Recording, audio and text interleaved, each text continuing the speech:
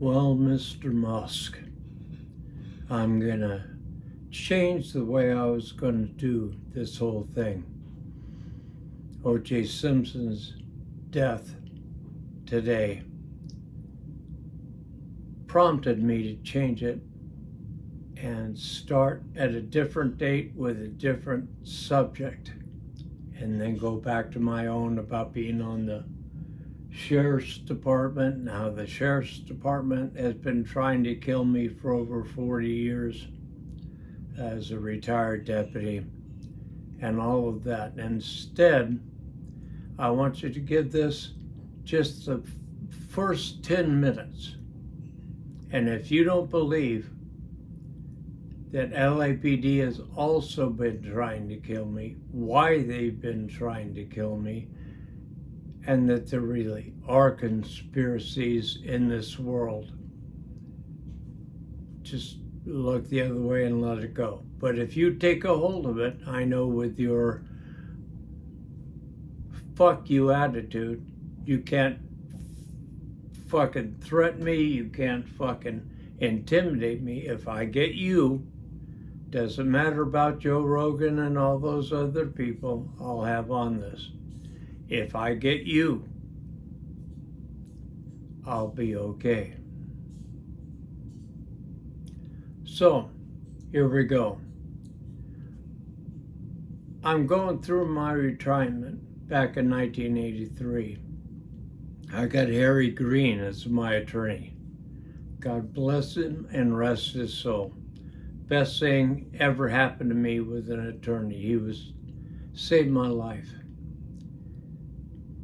So we're going through my retirement at the time. He says, I sure wish that I'd thought of what this other guy thought of that I heard about today. And I said, what's that, Harry? And he goes, well, he had this jerk of a client, just useless. What's that old joke? Dreamt he was with 100 porn stars and dreamt he was a parrot with one leg. And I said, yeah, kind of a wasted guy. He said, well, that's what this guy was. He was just a joke and a screw up. But what his attorney did was had him go forward, and he filed the papers with the guy saying the job had made him a racist. Brilliant, right? I mean, you can say, and this, and you can say, wetback that, and chink, and whatever. How can anybody prove that you're not a racist? And I said, well, they can't. He said, yeah, they can. But they also can't say that you were racist when you went on. Because if they say that, then they're saying that you could beat all of their pre-hiring conditions and their screenings and their testing. And so you go back and say that anybody was already a racist when they went on the job, right? I'm like, yeah, that makes sense. You couldn't do that. And he said, that's right.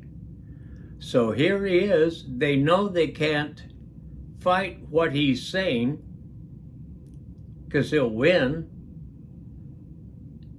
And they can't let that be the precedent that goes forward with everybody, because then anybody, anytime they got in trouble, would say, job made him a racist. He goes, that's right. So what they done is they told this jerk, you go along with the program, let this thing slide, we'll hire you, keep you right where you're at, we'll bury you out in West Hollywood somewhere out in the boonies, do your time like a good little boy, and eventually we'll let you get back on Dick Bureau. You can be a detective again, and eventually someday you can be a real detective. You're just gonna have to mind your time and do your do your stuff. You better watch out for this guy, though, because he is just a monumental screw-up. I said, okay. I said, well, what's his name? And he said, Mark Fuhrman. Mark Fuhrman, son of a bitch. So, 10 plus years go by. Poor Harry, he's got ALS now. Not going to live too much longer. And he calls me and he's on the voice box. And he says, Chris, you watching this OJ stuff? And I said, yeah, watching things. He goes, can you watch all the preliminary hearings and the evidence and all? Can you, so I can have a cop's point of view, since you're retired now, since you have been for a long time, on what you see? And I said, yeah, of course. So the first thing I see when they're going through stuff is, da da da da da, Mark the fuck up Fuhrman. Well, isn't that amazing? Who's the guy that's the first one to come on the scene in where the homicide is? Mark Fuhrman. Who discovers the gloves? Mark Fuhrman. Who discovers all of the blood evidence out at Simpson's place? Mark Fuhrman. Who goes over the fence at Simpson's place? Mark Fuhrman. Who discovers that? Do you see where I'm going here? Too much of a coincidence for it to be anything. And I talk, and then he comes back at me with his phone box, and I said, the case is over. I mean, it's over with. All they have to do is pull out his file and see what he filed before to try and get his retirement. He's done. He's toast. The case is done and toast. They're finished. They're washed up. This guy's either admitted to being a liar, or he's admitted to being a liar and a piece of trash. Not that hard to do. Well, the first thing they show after that, they show Chung going back and forth with all of his stuff, Chung getting called out of the room where he has all of the blood evidence in the case in Simpson's bedroom, walking away from it, not signing it over to anybody, walking out of the room, walking off that floor, down the stairs, walking out of the house, and walking over to where who? Marcia Clark is. Never signed over any of the stuff, never did. Fucked up the custody, chain of custody on the other. That custody all has to be thrown out now, besides the fact that Fuhrman was in on it. It's done, it's over. The case is done and over, right? No, because that judge recuses himself. Ito comes on and changes the rules on Fuhrman's liability and testimony and what they can go. They can only go back X number of years. Well, it happens to be just before all of this stuff started in '83. They can't go back before that. Why is that? Well, you know why now, don't you?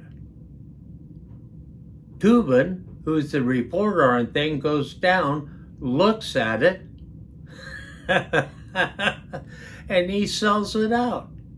He doesn't tell anybody why Ito pulled the shit he pulled.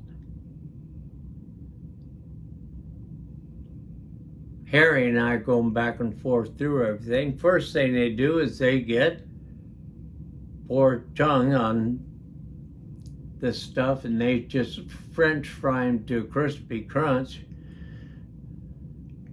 Fucking Lee Bailey does a beautiful job setting up Furman,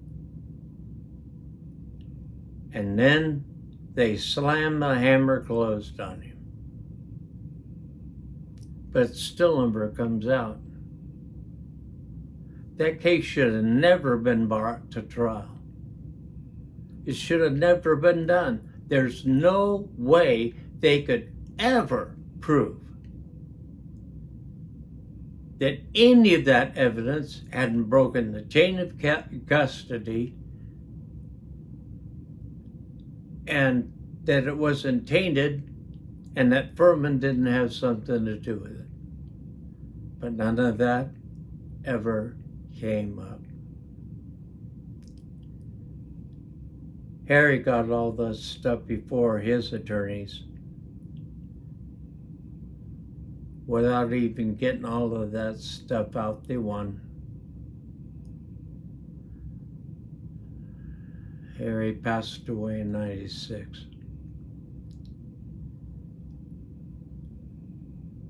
I let everybody know in 83 what I knew. I let everybody know in 84 what I knew about Furman. I let LAPD know again, and everybody involved with them, what I knew.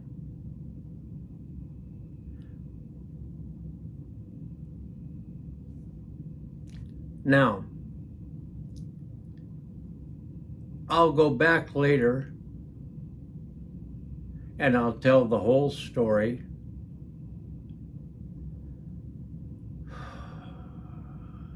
About my own deputies trying to kill me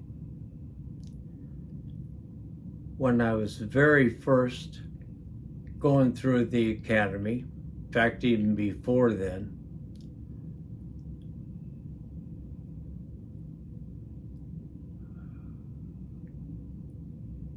What happened when I was first on the job,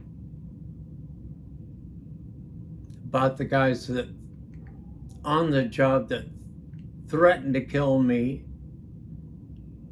that fucked with all my shit, that threatened to kill my daughters, and how we all went from there. And I'll tell you that one later. But first I want you to just check on this. Check on it. And find out, go down, pull the files on his retirement. They're all still there. Pull the files on Furman's retirement and how he's still been presenting himself as this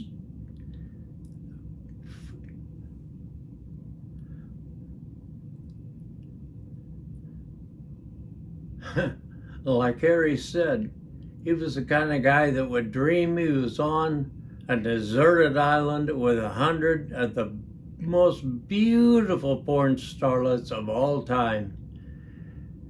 And he'd dream he was a impotent parent with one leg. Let me know when you want me to move forward with the rest of my stuff. Thanks.